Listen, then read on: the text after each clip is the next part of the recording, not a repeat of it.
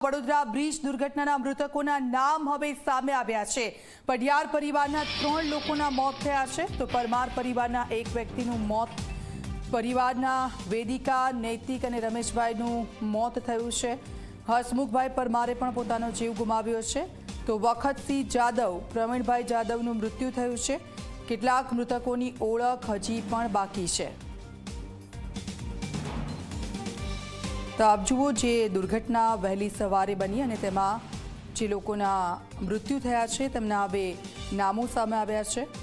હસમુખભાઈ પરમારે જીવ ગુમાવ્યો છે, તો વખતસિંહ જાદવનું પણ મૃત્યુ થયું છે, પ્રવીણભાઈ જાદવનું પણ મૃત્યુ થયું છે। તેમાં વડોદરા બ્રિજ દુર્ઘટનાના મૃતકોના નામો સામે આવ્યા છે। ત્યારે પઢિયાર પરિવારના વેદિકા, નૈતિક અને રમેશભાઈનું મોત થયું છે।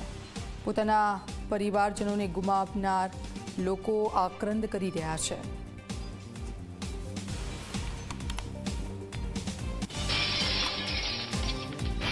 વડોદરા દુર્ઘટનામાં 9 લોકો ઇજાગ્રસ્ત થયા છે। દરિયાપુરના સોનલબેન પઢિયાર ઇજાગ્રસ્ત થયા છે। સોનલબેનના પતિ અને સંતાનોના મૃત્યુ થયા છે, તો દેહવાણના નરેન્દ્રસિંહ પરમારને ઇજાઓ પહોંચી છે। રાજસ્થાનના ગણપતસિંહ રાજુલાને થઈ છે ઈજા। દિલીપભાઈ રામસિંહ પઢિયાર ઇજાગ્રસ્ત થયા છે। રાજેશભાઈ ચાવડા ઘાયલ થયા છે।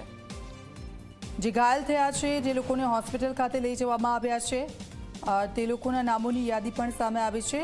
દરિયાપુરાના સોનલબેન પઢિયાર કે જેઓ ઇજાગ્રસ્ત થયા, તેમના પતિ અને સંતાનનું મોત થઈ ગયું છે।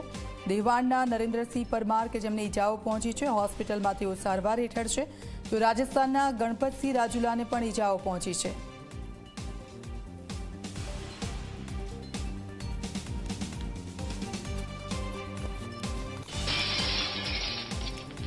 ગુજરાત માટે આજની સવાર વધુ એક દુર્ઘટનાના સમાચાર સાથે પડી। વહેલી સવારે વડોદરાના પાદરામાં આવેલો મુંજપુરા ગંભીરા બ્રિજ વચ્ચેથી તૂટી ગયો અને સાથે જ બ્રિજ પરથી પસાર થઈ રહેલા લોકો વાહનો સાથે મહીસાગર નદીમાં ખાબક્યા।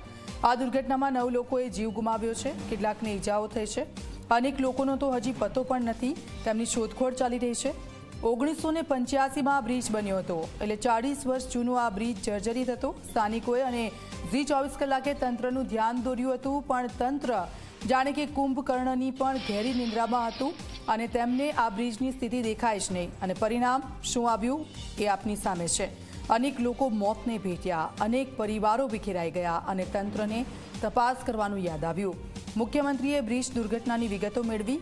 મોડે પણ રેસ્ક્યુ ટીમ ઘટના સ્થળે પહોંચી, એનડીઆરએફની ટીમ મોકલવામાં આવી અને મોટી વાત તો એ છે કે આ બ્રિજના સ્થાને હવે નવો બ્રિજ બનાવવાને મંજૂરી મળી ગઈ હતી એવું પણ સરકારે કહ્યું, પરંતુ આ બધું તો ઘોડા છૂટ્યા પછી તબેલાને તડા મારવા જેવું છે।